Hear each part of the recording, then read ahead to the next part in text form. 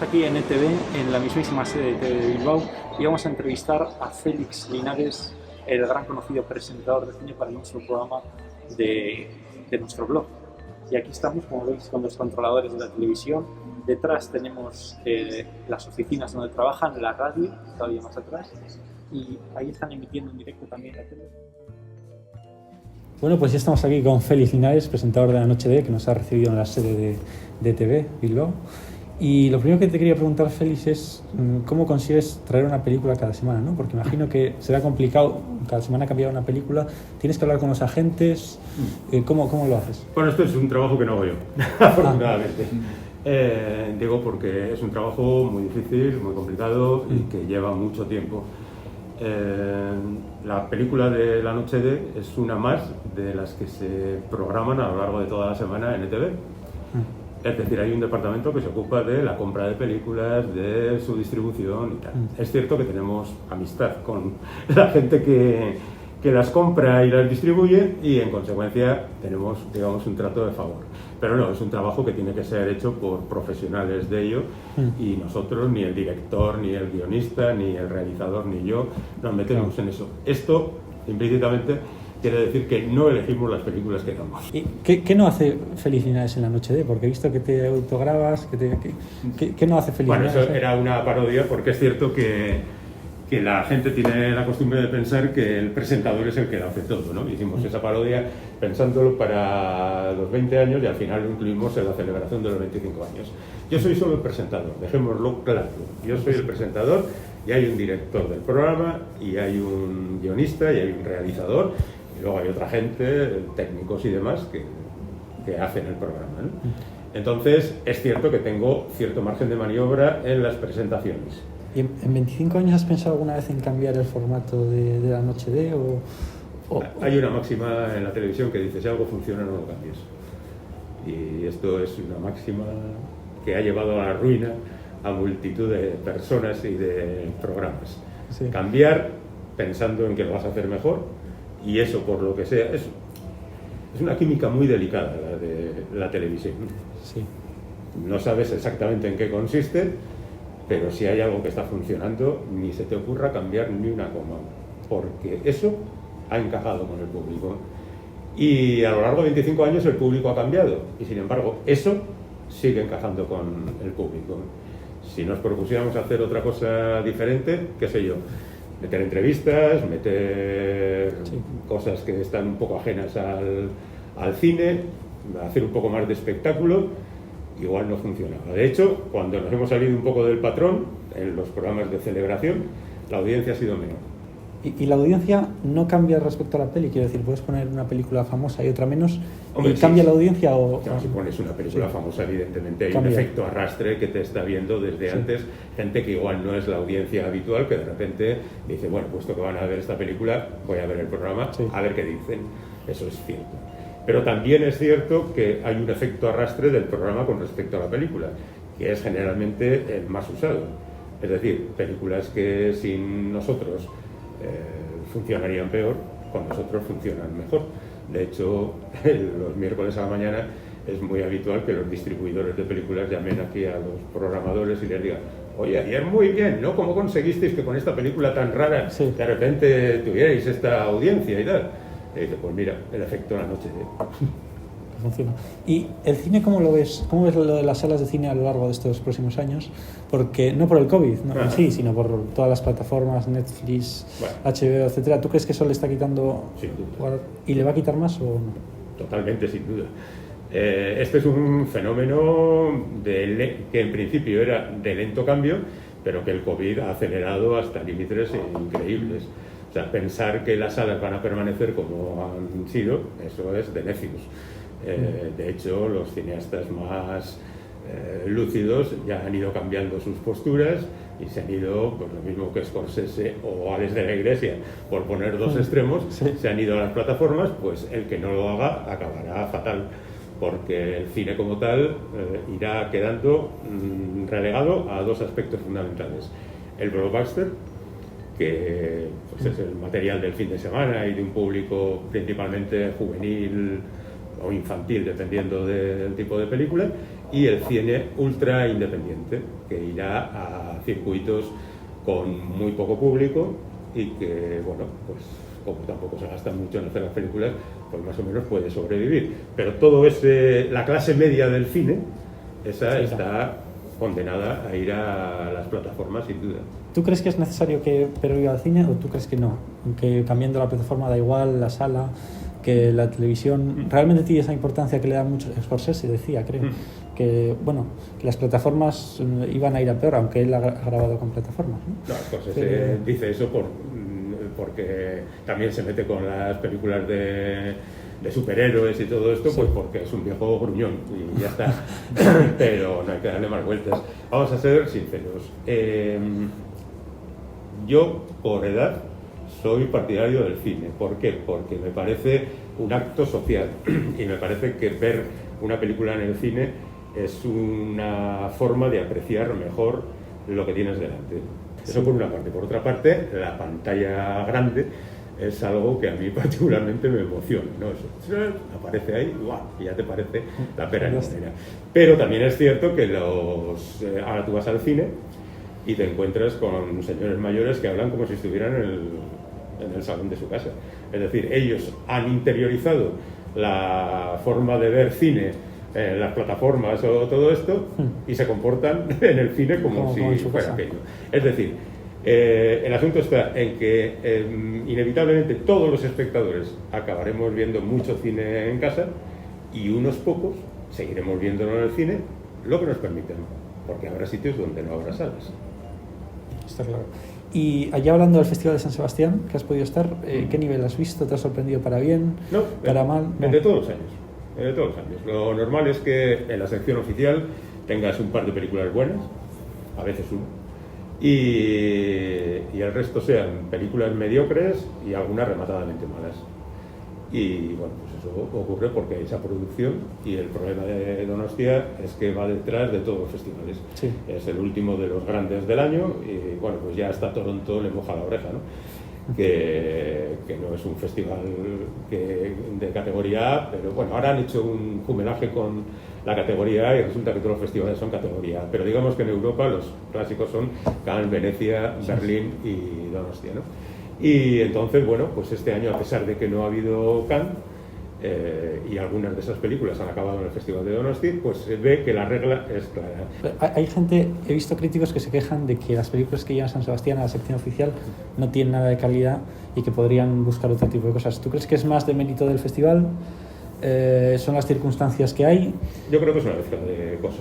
Por una parte, como decía, obviamente la gente prefiere llevar sus películas a Cannes y a Venecia, igual no tanto a Berlín, que es en invierno, en febrero, y hace mucho frío, pero la verdad es que están por delante de nosotros, esto hay que asumirlo, ¿no? Y prefiere llevarlo a Toronto y prefiere llevarlo a otros festivales.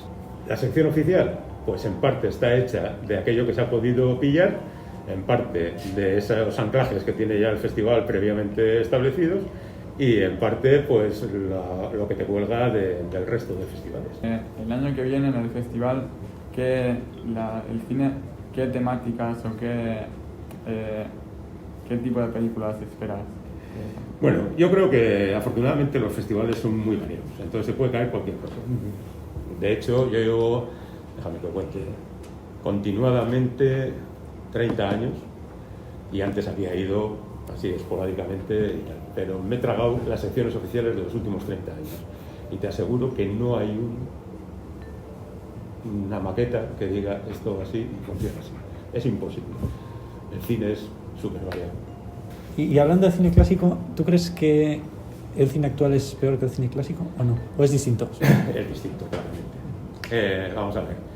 Por mi edad, lógicamente, a mí me debe gustar más el cine clásico. ¿Por qué? Pues porque cuando yo era niño se hacía un tipo de películas y esas cosas que ves de niño son las que te marcan y de alguna manera te van modelando tu gusto, y al final es lo que pasa con el cine y con todo en la vida.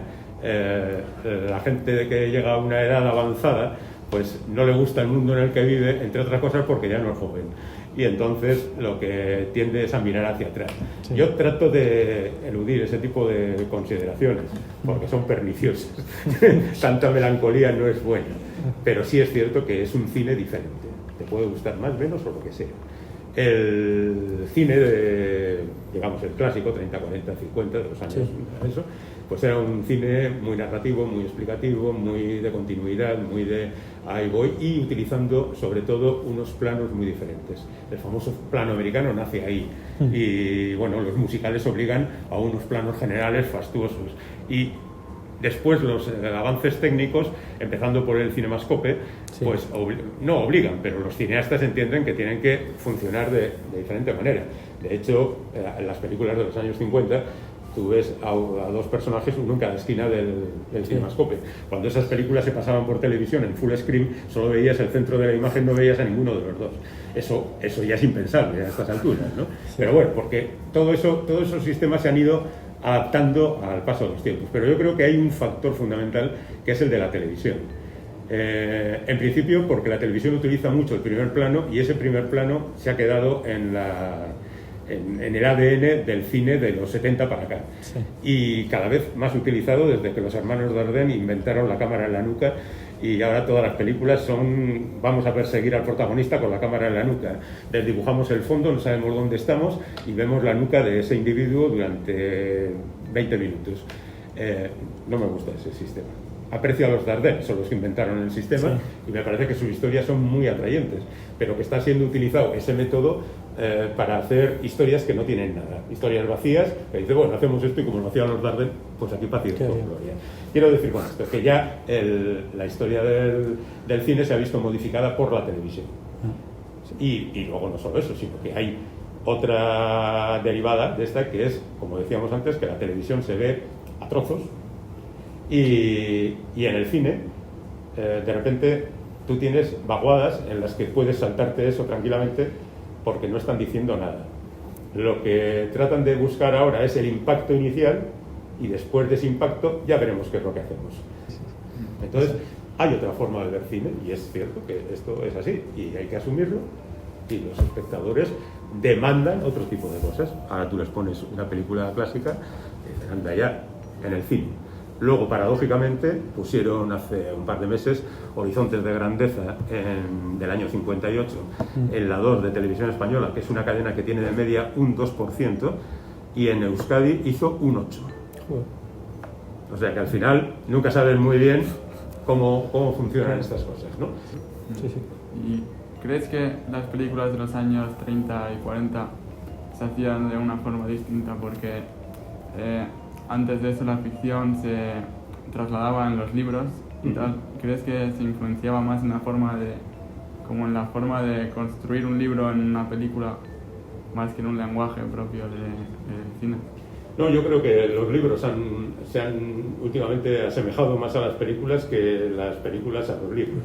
Fíjate, en principio las adaptaciones cinematográficas eran más de teatro, de obras de teatro, que de eso. Por ejemplo, el Drácula de la Universal del año 31 está basado en una obra de teatro que está basada en la novela, pero está basada más en la obra de teatro que en la novela original de Bram Stoker, ¿no? Porque les parecía que eran artes similares, teatro-cine, pues más o menos se adaptan, ¿no? No, yo creo que el asunto de lo que en los años 30 y 40 y 50 y todo eso funcionaba, era porque lo que funcionaba era el sistema de estudios. Y el sistema de estudios, que era un poco esclavista, por cierto, consistía en tener a sueldo a la gente, a guionistas, a directores, a actores. Es cierto que de vez en cuando se prestaban a cambio de algo unos estudios a otros, pero todos tenían su guardia. Y entonces la gente trabajaba como en un taller, de lunes a viernes o a sábado, y luego se iban el domingo con la familia a hacer la barbacoa y volvían el lunes.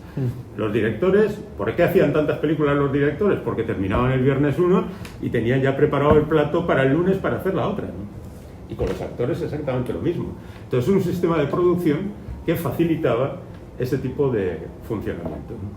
Alguien decía, tengo una novela estupenda que hay no sé qué, pasa por un comité de selección, que lo mira, se puede hacer, no se puede hacer, se hace un primer borrador, etcétera, etcétera, va pasando de todo eso, pero la gente está trabajando allí. Ahora el funcionamiento es diferente. Ahora, nadie está a sueldo de los estudios, de hecho los estudios como tal no existen, existen las productoras que te alquilarán lo que sea aquí y allá para hacer la película, pero ya está, y entonces alguien propone. El problema está en que los ejecutivos de las mayors, por ejemplo, es gente que lo mismo te vende Coca-Cola que tornillos que películas. Y entonces es gente que por otra parte es muy timorata porque cree que puede perder su trabajo en cualquier momento, lo cual es rigurosamente cierto. Cuando tengan un fracaso, le cortan la cabeza y a la calle. Entonces no se arriesgan a que esas propuestas que le presentan la gente exterior, las otras productoras que van a... pasaría aquí también, aquí vienen productoras a ofrecer programas y la dirección de TV decide si se aceptan o no se aceptan. Y eso es lo mismo que ocurre en Estados Unidos. Entonces, todas esas propuestas que están por ahí flotando llegan aquí y los ejecutivos de la Fox, que son unos mierdas, pues deciden que lo interesante no se hace y que vamos a hacer otra versión de Ben-Hur. El resultado, el fracaso más absoluto. Supongo que al ejecutivo que dijo vamos a hacer otra versión de Ben-Hur sí, lo tienen en las mazmorras con cadenas, pero el mal ya está hecho. Y ese sistema, al final, tenemos que asumir que el cine es arte, es cultura, pero es industria y es negocio. Y aquella gente, que era una panda de malnacidos de cuidado, los productores de la época, Meyer y el resto de la pende, eran tipos que tenían una idea clara de cómo vamos a hacer el negocio y cómo lo vamos a hacer bien. Y le salió. Y lo cierto está en que en el momento en que desapareció el sistema de estudios, que se deteriora y cae más o menos en el año 60, 60 y algo, por ahí, el cine cambia. Y entra en funcionamiento un nuevo esquema, entra Easy Rider, entra Coppola, entra Scorsese, entra otro nuevo de eso tal, que también son estupendos, y otros muchos, Gatsby y compañía, pero que conlleva un cambio de paradigma, te diría el cursi, y la cosa cambia. Y para terminar bien, ¿crees en el cine como una herramienta para cambiar el mundo o no? Yo creo que el cine ha cambiado bastante el mundo, en las costumbres y en los hábitos. Sin ir más lejos, besamos como en el cine. Me parece que es un acto bastante íntimo para estar pendiente de cómo, de dónde lo hemos cogido, ¿no? Y es cierto que ha modificado la moda, las costumbres, lo que comemos, lo que bebemos y muchas cosas. Pues muchas gracias, Félix. Vale. Terminamos aquí y gracias por recibirnos aquí en NTV. Bueno, lamento que ahora con esto del COVID no podamos tomarnos unos chupitos de algo, pero está prohibido. O sea que... Habrá otra ocasión. Gracias. Muy bien.